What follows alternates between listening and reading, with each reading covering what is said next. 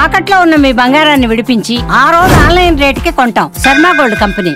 నమస్కారం, welcome to Suman TV. నేను గీతాంజలి. ప్రస్తుతం మనతో పాటు భారతీ శంకరపీఠం వ్యవస్థాపకులు, ప్రముఖ ఆధ్యాత్మికవేత్త, బ్రహ్మశ్రీ అన్నవరపు తిరుపతి మూర్తి అవధాని గురువు గారు ఉన్నారు. వారితో మాట్లాడదాం. గురుగారు నమస్కారం అండి. ఓం శ్రీ మహాగణాధిపతయే నమః. గురుగారు, ఆత్మల గురించి మాట్లాడతారండి, కానీ ఆత్మ ఎట్లా ఉన్నా సరే ఒకటే ఆత్మ అని చెప్తూ ఉంటారు. ఎంతమందిలో ఉన్నా ఆత్మ ఒక్కటే అనేది పరమాత్మని సూచిస్తూ చెప్తారు. కానీ అనేక రూపాలుగా ఉంటుంది, రూపాంతరాలు చెందుతూ ఉంటుంది, పలానా చోట ఉంటుంది, ఇక్కడ అక్కడ అని వివరిస్తూ ఉంటారు. అంటే అది నెగిటివ్ గానే చెప్పండి, పాజిటివ్ గానే, ఎలా అయినా కూడా. కానీ ఇది సాధ్యమా? అసలు అలా ఉంటుందా?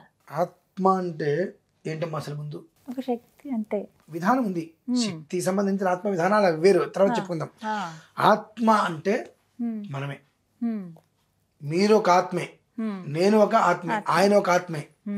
అదేంటండి, మనం మనుషులం కదా, ఆత్మ అంటే మనల్ని ఆత్మ అంటారు ఏంటండి? మన లోపల ఆ జీవం ఉంది కాబట్టే మనం మాట్లాడుతున్నాం. ఆ జీవం వెళ్ళిపోతే మనల్ని శవం అంటారు. మనం మాట్లాడుతున్నాం కాబట్టి మనల్ని ఇప్పుడు రకరకాలుగా పిలుస్తారు. ఆ లోపల ఏదైతే ఆత్మ అనేటువంటిది ఉన్నదో అది మనల్ని ఈ శరీరాన్ని విడిచి వెళ్ళిపోయిన మరుక్షణం మనల్ని ఏమంటారు? గొప్ప వాళ్ళకైతే పార్థివ శరీరం, పేదవాళ్ళకైతే శవం. అందులో కూడా మళ్ళీ పేర్లు, రకరకాల పేర్లు, గొప్ప పేర్లు, పేద పేర్లు మధ్య ఇలా రూపాంతరాలుగా మాట్లాడుతూ ఉంటారు. శివం శవం. లోపల ఆయన ఉంటే శివం, ఆయన బయటికి వెళ్ళిపోతే శవం. అంటే ఆ ఆత్మ అనేటువంటిది మనమేనమా, ఎక్కడో ఏదో కాదు. మనం నిద్రపోతాం కదా, నిద్రపోయినప్పుడు మన చేతిలో కాలు కదులుతామా? కదలపలేం. స్థితిగా మనం ఇప్పుడు మనం ఈ చెయ్యి ఊపుతాం, ఈ చెయ్యి ఊపుతుంటాం. సడన్ గా ఇట్లా పెట్టిన చెయ్యి పడిపోయిందంటే ఏమో తింటూ ఆత్మ వెళ్ళిపోయినట్టు. అంటే ఆత్మ అంటే మనమే, వేరే ఏదీ లేదు. అది ప్రేతము కాదు, పిశాచము కాదు, భూతము కాదమ్మా. వాటిని తయారు చేస్తారు. అట్లా కాకపోతే తయారు చేస్తారు. అంటే ఎట్లా అంటే మనకు భగవద్గీతలో వాసాంసి జీర్ణాలని చెప్పి చెప్తారు. చినిగిపోయిన వస్త్రం మనం ఎలా అయితే వదిలేస్తామో, శిథిలమైనటువంటి జీవితాన్ని, శిథిలం అవుతుందన్న జీవితాన్ని, ఆ శరీరాన్ని ఆత్మ విడిచిపెట్టి వేరే వెళ్తుంది. దాని కొన్ని కర్తువులు, కర్మలు అవన్నీ చేస్తూ ఉంటారు. ఆ చేసినప్పుడు ఆ ఆత్మ మరొక శరీరాన్ని చూసుకుంటుంది.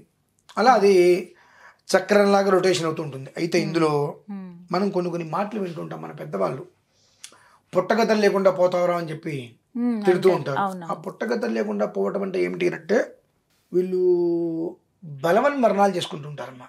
అంటే సూసైడ్ అనేటువంటి ఆత్మహత్యలు. అవి చేసుకున్నప్పుడు అవి ప్రేత రూపం విముచ్యత అని చెప్పి ఆ ప్రేత రూపం నుంచి బయటికి రాలేవు. అవి ఆ రాలేనప్పుడు తంత్ర ప్రయోగాలు చేసేటువంటి వారు కొన్ని ఆత్మల్ని బంధించేస్తారు. బంధించి వాళ్లకు కావాల్సిన ప్రతి పని వీటి చేత చేయించుకుంటూ ఉంటారు. ఇంకొకటి అది ప్రేత విధానం. అంటే ప్రేత రూపం విముచ్యత జల అంటే బ్రహ్మకల్పస్థ స్థాయిని దేవరూపిణి.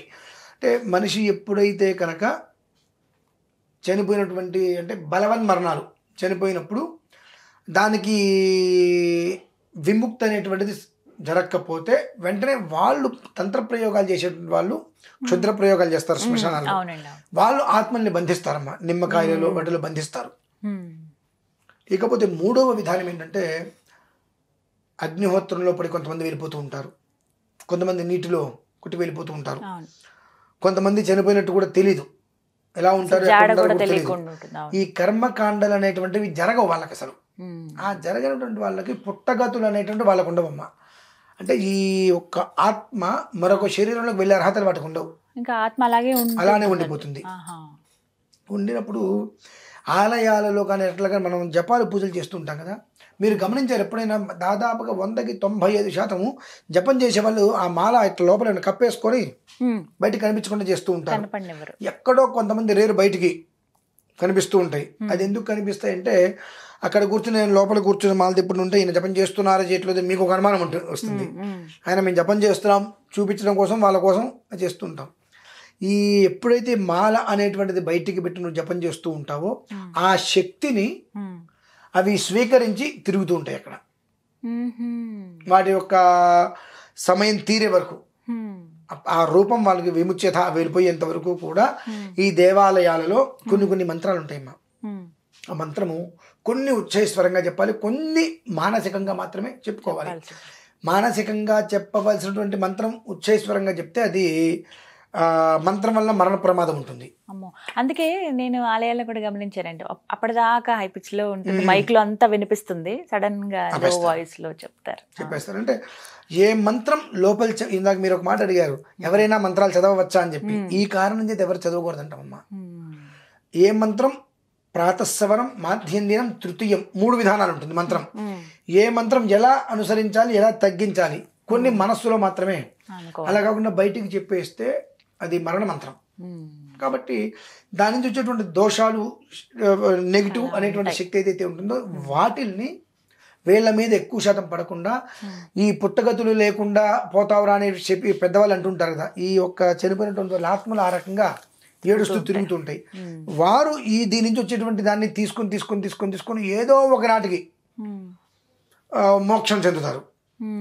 అటువంటి వాళ్ళని కూడా కొంతమంది తాంత్రికులు పట్టుకొని మనుషుల మీద, అంటే ఇప్పుడు ఈ ఆత్మని వీడు ఎప్పుడైతే పట్టుకుంటాడో అది ఏ కారణం చేత చనిపోయిందో, ఎలా చనిపోయిందో అది తెలుస్తుంది, దాని కోరికలు ఏంటనే విషయం తెలుస్తాయి. సో తద్వారా వాడికి కావాల్సిన దీని ద్వారా, అందుకనే మనం నిజంగా అబద్ధం కూడా కదండి, కొన్నిసార్లు ఒక నీడ మనల్ని వెంటాడుతున్నట్టుగాను మనం ఇలా కూర్చుంటాము, ఈ పక్కన ఉన్న గ్లాసు అటు ఇటు కదులుతున్నట్టుగా కనిపిస్తుంది, చూస్తే మన నార్మల్గానే ఉంటుంది, అది మనం భ్రమ అనుకుంటాం. కానీ కొంతమంది చేసేటువంటి ప్రక్రియలకు అవి మన వెంట పడుతూ ఉంటాయి. అట్లా అని చెప్పి అవి హింస పెట్టవండి మనల్ని, ఇబ్బంది. కానీ అవి మనకి శరీరానికి ఆపాదించినప్పుడు మనకు వాటి యొక్క బుద్ధి ఏర్పడుతుంది. అప్పటి వరకు మనం ఎంత మంచిగా ఉన్నా దాని యొక్క బుద్ధి ఏర్పడి వికృత చర్యలు మనం చేస్తూ ఉంటాం. తద్వారా వీడు ఇట్లా చేశాడు, ఇట్లా చేస్తున్నాడు అంటారు. మరి అవి బయటికి వెళ్ళిపోయినప్పుడు వీడికి పెద్దగా గుర్తుండవండి. ఈ మానసిక ఆవేదనతో మనిషిని సతమతమవుతూ ఉంటాడు. ఇవి కేవలము కూడా మనం ఉన్న విధానాన్ని అనుసరించినప్పుడు శరీరంలోనే ఆపాదించి ఉంటుంది. ఏకైక సర్వత్ర వర్తతే తస్మాదుచ్యతే ఏక, ఏకైవ విశ్వరూపిణి తస్మాదుచ్యతే నైక. అంటే ఏమైంది ఇక్కడ, ఆ శరీరంలో నుంచి ఆ ఆత్మ బయటకు వచ్చేసి సర్వత్ర వర్తతే, మళ్ళీ ఇదే ఆత్మ ఇంకొక శరీరంలోకి వెళ్తుంది, అదే ఆత్మ ఇంకొక శరీరంలోకి వెళ్తుంది. సర్వం ప్రతి ఒక్క శరీరంలోకి ఆ ఆత్మ తనకు సంబంధించినంత వరకు తనకు ఏదైతే సరిపడే శరీరం అక్కడ అనిపిస్తుందో ఆ శరీరంలోకి వెళ్ళిపోతుంది. అది తనకు కావాల్సిన విధానంలో అన్ని ఆ మనిషి పుట్టిన దగ్గర నుంచి కొన్ని మనం గమనిస్తూ ఉంటామమ్మా. చక్కటి సంస్కారవంతుని ఇంట్లో పుట్టిన వాళ్ళు కూడా సంస్కారహీనంగా ఉంటారు. తల్లి తండ్రి ఎదుటి మనిషికి కడుపు నింబందే వీళ్ళు అన్నం తినరు అనేటువంటి సంస్కారవంతుల్లో పుట్టినటువంటి కొంతమంది కూడా నువ్వు ఉంటే ఎంత పోతే ఎంత, ఆ తల్లిదండ్రులను కొట్టి హింసించేటువంటి జన్మ ఇంట్లో వస్తుంటుంది. ఇవే వీటికి కారణాలు ఇవి. తద్వారా కొన్ని ఏమో శరీరక వ్యవస్థలో నానా రకాల చిత్రహింసలకి గురి చేసే ఇంట్లో కూడా ధర్మాత్ముడు జన్మిస్తూ ఉంటాడు. ఈ మనకు హిరణ్యకశిపుడి ఇంట్లో ప్రహ్లాదుడు జన్మించినట్టుగా ఇవి మనం గమనించుకోవాలమ్మా. ఏకైక సర్వత్ర వర్తతే, అక్కడి నుంచి వాడు చేసేటువంటి అకృత్యాలన్నీ కూడా సర్వత్ర వర్తతే, 10 మందిని నాశనం చేయడానికి, 10 మందిని ఇబ్బంది పెట్టడానికి ఉపయోగిస్తుంటాయి. అలానే ఏకైక విశ్వరూపిణి తస్మాదుచ్యతే నైక.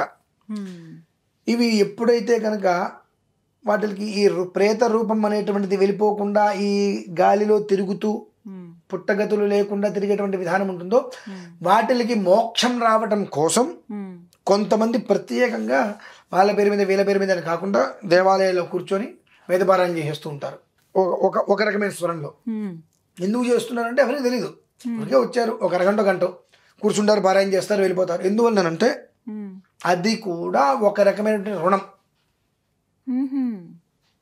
అది కూడా విముక్తి చేయడానికి రుణం. ఎందుకంటే ప్రతి మనిషికి ఇంట్లో పెద్దవాళ్ళకి ఆబ్దికం పెట్టినప్పుడు అగ్నిదగ్ధేభ్య అనగ్నిదగ్ధేభ్య అస్మత్ గోత్ర కుల ప్రసూత మూర్తేభ్య అని చెప్పి విక్రిపిండం అని పెడతారు కదా, అది వాళ్ళకేనమ్మా. ఒకవేళ మన వంశంలో కానీ మన కులంలో కానీ మన ఎక్కడైనా చరిత్రలో మన పరిసరాలలో ఎవరైనా సరే నా తరతరాల వెనక నుంచి కావచ్చు, అగ్నిహోత్రంలో కానీ ఇట్లా ఎవరైనా కనుక మరణించిన వారు ఉంటే వారెవరో మాకు తెలియకపోయినట్లయితే వారికి ఈ పిండంతో వారు తృప్తి పడాలి అని. అంటే అటువంటి వారు ప్రతిరోజు వచ్చి 10 నిమిషాలు, పావు గంట, అరగంట దేవుడి దగ్గర పారాయణ చేసుకొని వెళ్ళిపోతారు. అంటే ఆ రుణం తీరాలి. అంటే ఈ ఒక్క ఎందుకు రుణం తీరాలండి అంటే వీటి రుణాన్ని తీరుస్తూ ఉంటేనే ఈ యొక్క మాయగాళ్ళు అంటే ఈ తంత్ర ప్రయోగం చేసేవాళ్ళు వీటిని బంధించకుండా ఉంటారు. ఇవి ఎట్లా గాలిలో వాయు రూపంలో తిరుగుతూ ఉంటేనే కదా, ఏ గతి లేక తిరుగుతుంటే వాళ్ళు బంధిస్తూ ఉంటారు ఆ కోరికలు ఉండబట్టి. ఈ పారాయణ చేసి ఆ నీళ్ళు వదిలిపెట్టడం వలన వాటిని తొందరగా మోక్షం వచ్చి వెళ్ళిపోతుంది.